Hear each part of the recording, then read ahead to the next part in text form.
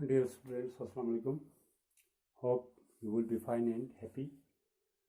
We have learned our previous topic that was executive.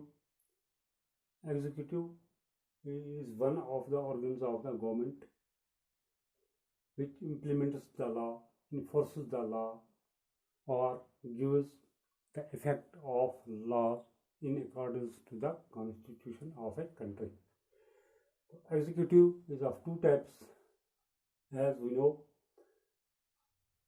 singular and plural executive.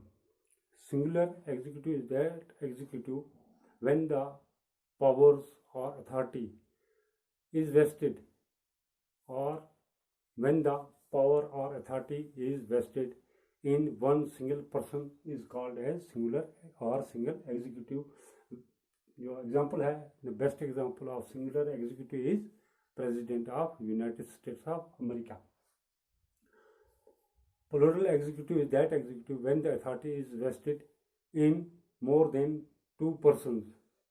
More than two persons is termed as plural authority. The best example is Switzerland, consulars of Switzerland.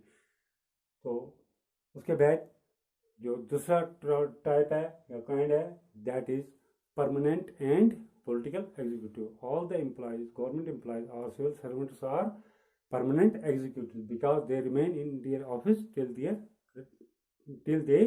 reach the age of retirement. And those executives who remain in office till they reach their age of retirement are called permanent executives, civil servants, doctors, principal engineers, etc.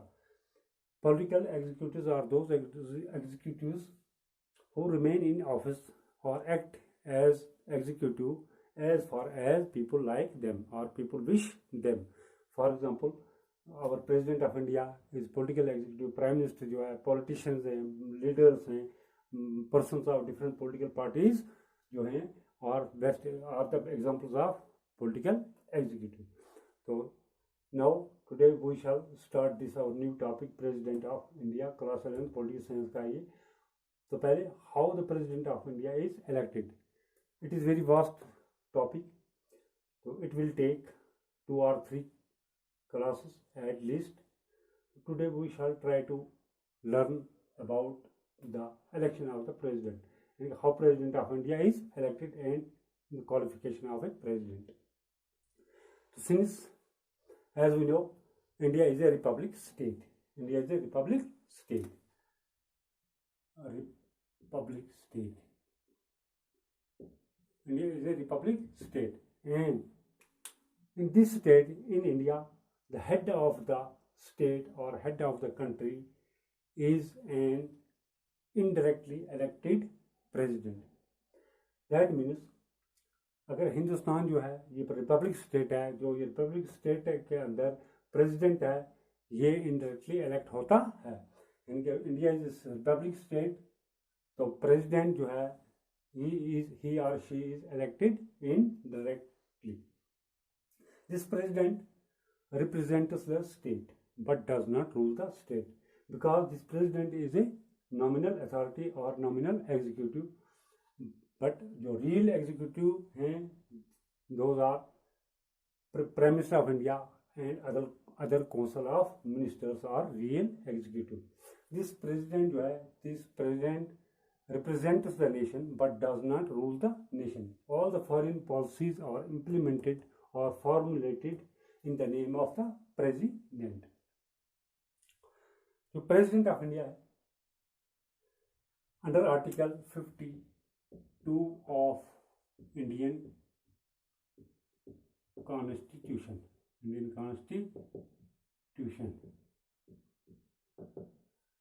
According 52 article of Indian Constitution, जो part 5th है, this part 5th and article 52 of Indian Constitution जो है, it deals with the election of the president, powers, elections, qualifications, procedure for the conduct of elections for President of India. ये deal का ये part इसी union executive के साथ deal करता है, दिस पार्ट 5th. और आर्टिकल 52 से 151 तक जितने भी आर्टिकल्स हैं, these are related to union executive. Here 52 article declares that the President of India shall be indirectly elected by the people. That means Article 52 जो है, it reads as the President of India is elected through the method of electoral college.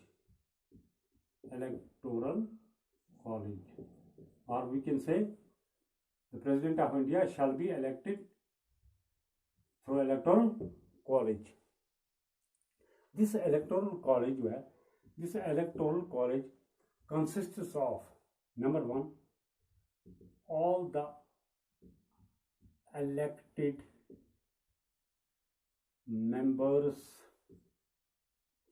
of state legislative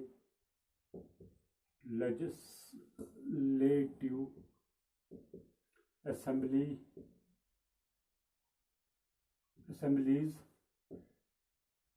including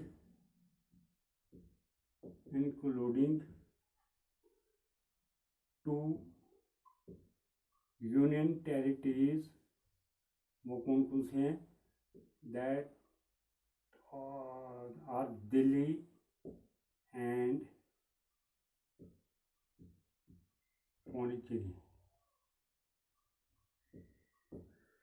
These two union territories are Delhi and Pondicherry.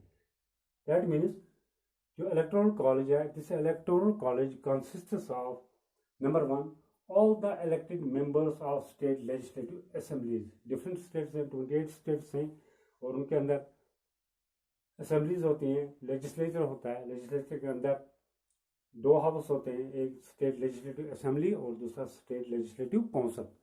हमारे मुल्क के India के अंदर 5 ऐसे states हैं जिनके अंदर 2 हाउस हैं, यानी कि 2 हाउस हैं, बाइका मिरल हाउस. तो रेस्ट जितने भी हैं वहाँ पर सिंगल हाउस है, simply called as state legislative assembly. जितने भी स्टेट्स हैं उनकी लेजिस्लेटिव असेंबलीज के मेंबर इंक्लूडिंग कौन से 2 यूनियन टेरिटरी जो हैं, हमारी दिल्ली की जो लेजिस्लेटिव असेंबली है और पौंडीचेरी की जो लेजिस्लेटिव असेंबलीज है, इनके मेंबर्स जितने भी हैं ये पार्टिसिपेशन करते हैं किसके अंदर? इलेक्शन ऑफ द प्रेसिडेंट, यानी कि ये भी इलेक्टोरल कॉलेज का हिस्सा है. Number 2, all the elected members of both the houses of the parliament, both the house of the parliament. जो हमारा यूनियन लेजिस्लेचर है, that is parliament of India. All the elected member, जितने भी elected member हैं, elect किए हैं लोगों ने, और बोथ द हाउसेस, जितने भी मेंबर्स इलेक्टेड हैं, जो लोगों ने इलेक्ट किए हैं दोनों हाउस के, किसके दोनों हाउस के? पार्लियामेंट के दोनों हाउस के. वो है लोकसभा एंड राज्यसभा.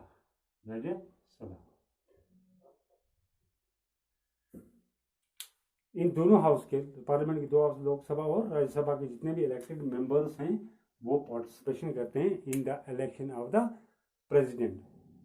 तो दिस इज इलेक्टोरल कॉलेज.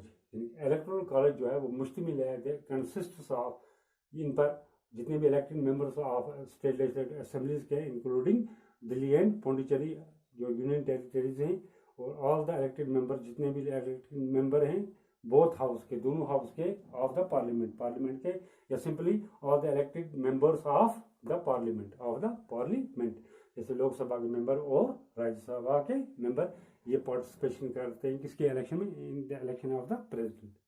तो इससे पहले मैं आपसे पूछना चाहूँगा, do you know the name of our first president of India? Yes, क्या बात. तो पहला प्रेसिडेंट ऑफ इंडिया जो थे वो थे डॉक्टर राजेंद्र प्रसाद.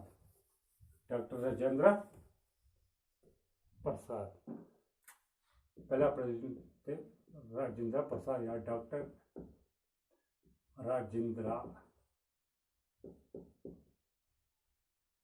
प्रसाद। डॉक्टर राजेंद्र प्रसाद थे कॉन्स्टिट्यूंट असेंबली के प्रेसिडेंट जो इलेक्ट हुए थे 26 जनवरी 1950। इसके बाद जो प्रेसिडेंट आए थे वो थे डॉक्टर राधाकृष्णन।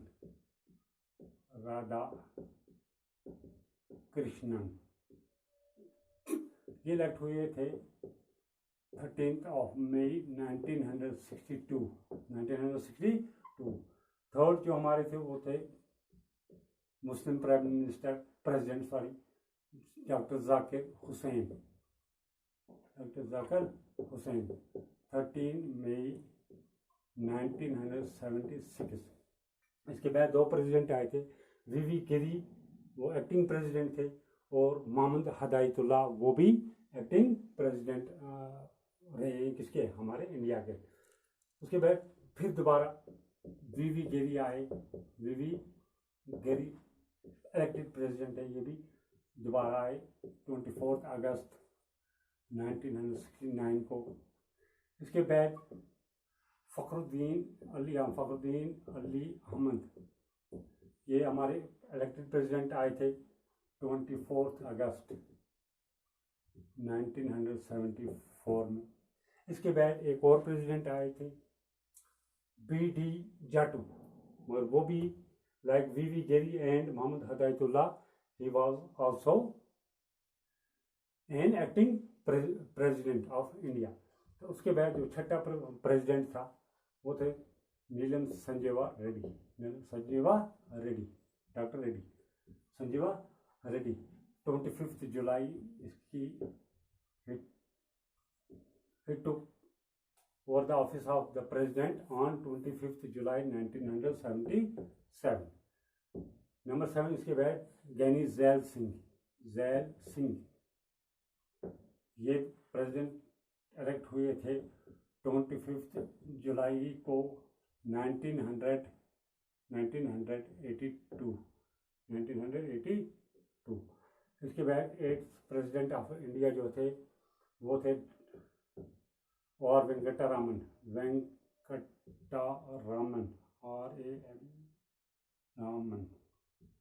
वेंकटरामन 25 जुलाई 1987। इसके बाद जो प्रेसिडेंट ऑफ इंडिया इलेक्ट हुए थे वो थे शंकर दयाल शर्मा। ये जुलाई में लगभग 25 जुलाई 1992। 10th प्रेसिडेंट जो हमारा इलेक्ट होकर आया था वो था KR नारायण।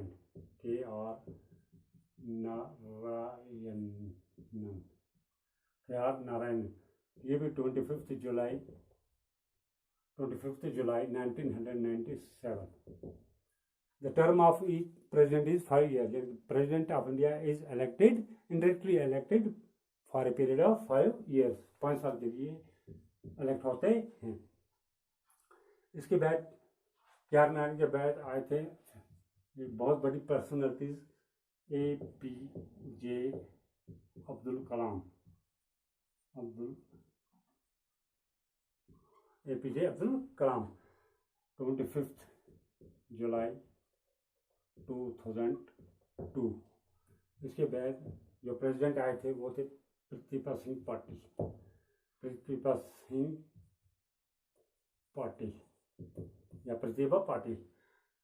ये 25 जुलाई 2007 को इलेक्ट हुई थी एज प्रेसिडेंट ऑफ इंडिया। पहली वुमेन प्रेसिडेंट ऑफ इंडिया हैं ये प्रतिभा सिंह पाटिल। इसके बाद प्रणब मुखर्जी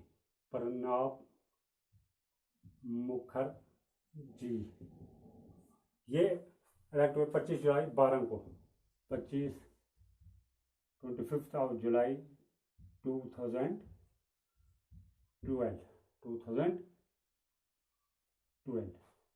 और our present President of India is Ramnath Kovind. It is this is ये जो R.N. Kovind या Ramnath Kovind is 14th President of India, इनके present President of India जो elect हुए हैं on 25th of July 2017. तो ये हैं, this is the list of presidents of India जो इलेक्टेड हैं. इनके अलावा 3 प्रेसिडेंट ऐसे भी आए हैं जो एक्टिंग प्रेसिडेंट हैं, यानी कि कोई किसी की डेथ हो गई या किसी ने रिज़ाइन दे दिया या किसी की टर्म हो गई मगर वहाँ इलेक्शन नहीं हुई है, उसके बाद किसी को रखा गया, चीफ जस्टिस ऑफ इंडिया वगैरह इनको रखा जाता है एज एक्टिंग प्रेसिडेंट. तो अपॉइंट किया जाता है उनको एक्टिंग प्रेसिडेंट. तो वो है वी गिरी एक बार आए थे एक्टिंग प्रेसिडेंट 1969 में, और मोहम्मद हदायतुल्ला आए थे एक्टिंग प्रेसिडेंट, वो भी आए थे 1969 में कुछ महीनों के लिए. और उसके बाद 1977 में आए थे बी डी जाटू. तो उसी के दौर में 1977 की जो इमरजेंसी लॉन्च हुई थी इंडिया के अंदर, वो इसी के दौर में थी. उस वक्त कौन था प्रेसिडेंट इंडिया का? B D Jatti. These are the president of India. तो क्वालिफिकेशन इनकी, qualification of the president of India या qualification, essential qualification for president. Qualification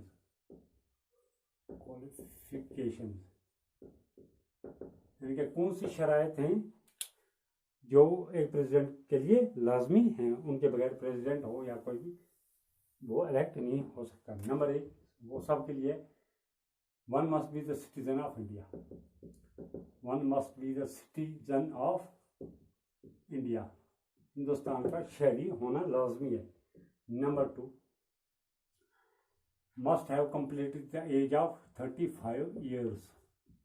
35 years or यानी कि उसकी as, he or she must complete the age of 35 years. Number 3, he or she must not hold any office of profit. Hold any office of profit both under state government और under union government. यानी कि वो एक government employ नहीं होना चाहिए, ना तो स्टेट गवर्नमेंट के अंडर में और ना ही यूनियन का गवर्नमेंट एम्प्लॉय होना चाहिए. If he or she is so he must resign first, उसको रिजाइन करना है. One must not be an unsound person